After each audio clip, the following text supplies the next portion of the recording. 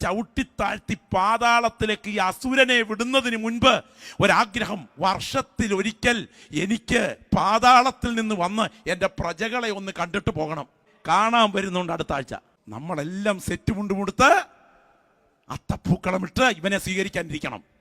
നമ്മുടെ പിതാക്കന്മാർക്ക് അക്ഷരം അറിയാത്തത് കൊണ്ടല്ല ഇതിനെയൊക്കെ നോന്ന് പറഞ്ഞത്. ആത്മനിറവ് പ്രാപിച്ച ദൈവപൈതലേ, ഇതൊക്കെ ആചരിച്ച് ഒഴുക്കിനൊത്തൊഴുകുന്ന നിനക്ക് സ്വർഗം കാലികടന്നാലും ഈയക്കട്ടി പറന്നു കയറിയാലും നിത്യതയ്ക്ക് അർഹതയില്ലെന്ന് വചനമൊപ്പ്. ദൈവത്തെയും പിശാചിനെയും ഒരുപോലെ സേവിക്കുന്ന ഒരു പ്രകൃതം നമ്മുടെ പുരാതന പാരമ്പര്യത്തിനുണ്ട്. അതുകൊണ്ട് കിഴക്ക് ആരാധനയിൽ ദൈവത്തെ പ്രസാദിപ്പിക്കുമ്പോൾ ഭവന പ്രതിഷ്ഠയിൽ, പടിഞ്ഞാറത്തെ ഭാഗത്ത് അടുക്കള ഭാഗത്ത് വാസ്തുവിനെയും അല്ലെ പിശാചിനെ പ്രസാദിപ്പിക്കുന്ന രണ്ടുപേരെ ഒരുപോലെ അഡ്ജസ്റ്റ് ചെയ്യും. പക്ഷേ അങ്ങനെ ഇരിക്കെ ഇവിടെ കേരളത്തിൽ ഒരു ഉഗ്രപ്രതാപിയായ പൈശാചിക പ്രതിനിധിയായ അസുരൻ ആഗ്രഹിച്ചു അവനൊരു ഭക്തനായി മാറണമെന്ന്. മഹാവിഷ്ണുവിനെ പ്രസാദിപ്പിച്ച അദ്ദേഹം ഭക്തനായി മാറി. അതോടുകൂടി അനുഗ്രഹം കിട്ടി. അങ്ങനെ കേരളത്തിൻ്റെ ഭരണം നടന്നുകൊണ്ടിരിക്കുന്ന സമയം കള്ളവുമില്ല, പൊളിയുമില്ല, കള്ളത്തരങ്ങൾ ഒട്ടുമില്ല. സ്തോത്രം. അങ്ങനെ ഭരണം നടക്കുമ്പോൾ ഇദ്ദേഹത്തിനൊരു ആഗ്രഹം, 3 ലോകങ്ങളുടെയും അധികാരം കിട്ടണം. ആഗ്രഹം സാധിക്കാൻ പ്രത്യേകം ദൈവം കൊടുത്തൊരു അനുഗ്രഹം, 100 ബലികൾ അനുഷ്ഠിക്കണം. ഇതിൽ 99 ബലി അനുഷ്ഠിച്ചു. 100ാമത്തെ ബലിക്ക് സ്വർഗലോകത്തിൻ്റെ അധികാരം കൂടെ കേരളത്തിൻ്റെ ഭരണാധികാരിയായ മഹാബലി എന്ന അസുരന് കിട്ടുകയാണ്. കിട്ടാൻ പോകുമ്പോൾ ദേവരാഗത്തിനാപ്പാടെ ഒരു അങ്കലാപ്പ്. ഇദ്ദേഹത്തിന് ഇതുകൂടെ കിട്ടിക്കഴിഞ്ഞാൽ ഇദ്ദേഹത്തിൻ്റെ സ്വഭാവം ശരിക്കും അസുരഭാവമായതുകൊണ്ട് സ്വഭാവം മാറിയാൽ ആകെ പ്രശ്നമാകും.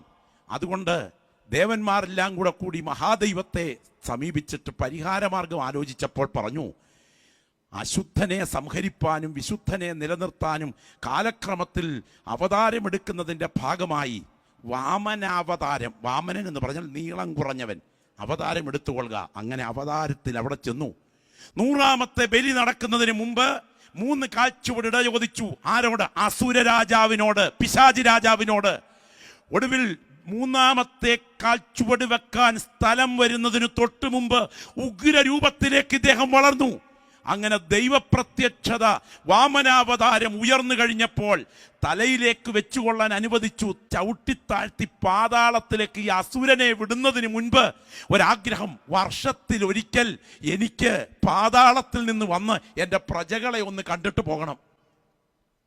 അപ്പോ അങ്ങനെ ഈ അസുരപ്രതിനിധിയായി പാതാളത്തിലേക്ക് പോയ ഈ പൈശാചിക മൂർത്തിയായി പാവം മാറിയ ഇദ്ദേഹം കാണാൻ വരുന്നുണ്ട് അടുത്ത ആഴ്ച.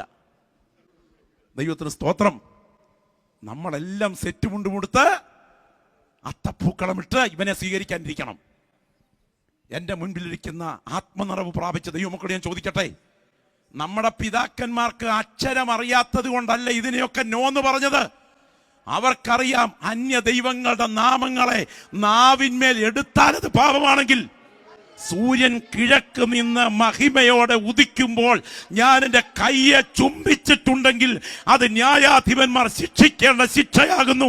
അതുകൊണ്ട് ഞാൻ ഉയരത്തിൽ വസിക്കുന്ന ദൈവത്തെ നിഷേധിച്ചു എന്ന് വരുമല്ലോ എന്ന് ഭക്തനായ ഇയ്യോബ് പറഞ്ഞെങ്കിൽ, ആത്മനിറവ് പ്രാപിച്ച ദൈവപൈതലേ, ഇതൊക്കെ ആചരിച്ച് ഒഴുക്കിനൊത്തൊഴുകുന്ന നിനക്ക് സ്വർഗം കാലികടന്നാലും ഈയക്കട്ടി പറന്നു കയറിയാലും നിത്യതയ്ക്ക് അർഹതയില്ലെന്ന് വചനമൊപ്പ്.